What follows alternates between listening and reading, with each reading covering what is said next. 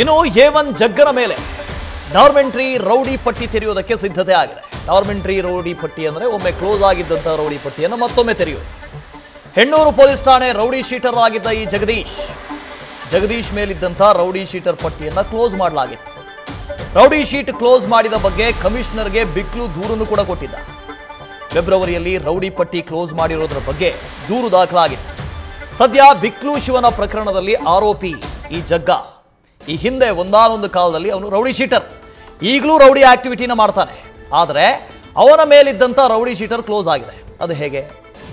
ಯಾರ ಪ್ರಭಾವವನ್ನು ಬಳಕೆ ಮಾಡಿಕೊಂಡು ಇವನ ರೌಡಿ ಶೀಟರ್ನ ಕ್ಲೋಸ್ ಮಾಡಿದ್ದಾರೆ? ಈಗ ಡಾರ್ಮೆಂಟ್ರಿ ರೌಡಿ ಶೀಟರ್ನ ಓಪನ್ ಮಾಡೋದಕ್ಕೆ ಸಿದ್ಧತೆ ಆಗಿದೆ. ಅಂದರೆ ಒಮ್ಮೆ ಕ್ಲೋಸ್ ಆದಂಥ ರೌಡಿ ಶೀಟರ್ನ ಮತ್ತೆ ಓಪನ್ ಮಾಡೋದು.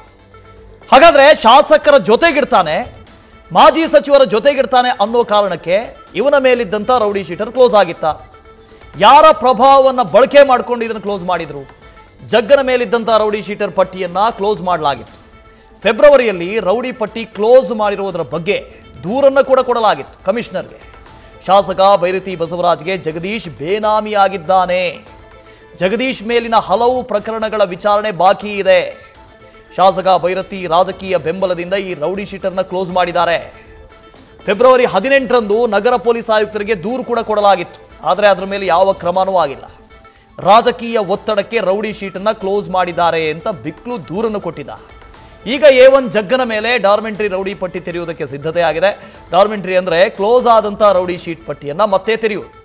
ಬಿಕ್ಲು ಶಿವನ ಕೊಲೆ ಪ್ರಕರಣದಲ್ಲಿ ಆರೋಪಿ ಈ ಜಗ್ಗ A1 ಆರೋಪಿ ಅಜ್ಞಾತ ಸ್ಥಳದಿಂದಲೇ ನಿರೀಕ್ಷಣಾ ಬೇಲಿಗೆ ಪ್ರಯತ್ನ ಮಾಡ್ತಾ ಇದ್ದ. ಜಗ್ಗ ಈಗಲೂ ಕೂಡ ಪ್ರಯತ್ನ ಮಾಡ್ತಾ ಇದ್ದಾನೆ. ಇವನನ್ನು ಅರೆಸ್ಟ್ ಮಾಡಲಾಗಿಲ್ಲ. A1 ಆರೋಪಿ ತಲೆಮರೆಸಿಕೊಂಡಿದ್ದಾನೆ. ಆದರೆ ಇವನ ಮೇಲಿದ್ದಂಥ ರೌಡಿ ಶೀಟರನ್ನ ಕ್ಲೋಸ್ ಮಾಡಿದ್ದಾರೆ. ಅದು ಹೇಗೆ ಮಾಡ್ತಾರೆ? ಈ ಥರ ರೌಡಿ ಆಕ್ಟಿವಿಟಿ ಆಗ್ತಾನೆ ಇತ್ತು. ಬೈರತಿ ಬಸವರಾಜ್ಗೆ ಇವನು ಬೇನಾಮಿ ಅಂತ ಹೇಳಲಾಗ್ತಾ ಇದೆ. ಬೈರತಿ ಬಸವರಾಜ್ ಅವರು ಏನೆಲ್ಲ ಕೆಲಸ ಮಾಡಬೇಕೋ ಅದು ಈ ಜಗ್ಗನ ಮೂಲಕ ಮಾಡಿಸ್ಕೊಳ್ತಾ ಇದ್ರು. ಇನ್ನೊಬ್ಬ ರೌಡಿ ಆಗಿದ್ದ, ರೌಡಿ ಶೀಟ್ ಓಪನ್ ಆಗಿತ್ತು. ಏಕಾಏಕಿಯಾಗಿ ಫೆಬ್ರವರಿಯಲ್ಲಿ ಇವನ ರೌಡಿ ಶೀಟ್ ಕ್ಲೋಸ್ ಮಾಡ್ತಾರೆ. ಯಾರ ಪ್ರಭಾವದ ಮೇರೆಗೆ ರೌಡಿ ಶೀಟ್ ಕ್ಲೋಸ್ ಮಾಡಿದ್ರು ಪೊಲೀಸರು? ಹಾಗಾದರೆ ಯಾರ ರೌಡಿ ಶೀಟ್ ಬೇಕಾದರೂ ಕ್ಲೋಸ್ ಮಾಡ್ಬೋದಾ? ಯಾರಾದರೂ ಬಂದು ಪ್ರಭಾವ ಬೀರ್ತಾರೆ ಅಂತ ಹೇಳಿದ ಮೇಲೆ ಇಲ್ಲೂ ಕೂಡ ಪ್ರಭಾವ ಬೀಳಲಾಗಿದೆ. ಜೊತೆಗೆ ಇದರ ವಿರುದ್ಧ ದೂರನ್ನು ಕೂಡ ಕೊಟ್ಟಿದ್ದಾರೆ ನಗರ ಪೊಲೀಸ್ ಕಮಿಷನರ್ಗೆ. ಯಾವ ಕ್ರಮನೂ ಆಗಿಲ್ಲ. ನ್ಯೂಸ್ ಫಸ್ಟ್ ನಿರ್ಭೀತಿಯಿಂದ ನಿಮ್ಮ ಪರವಾಗಿ.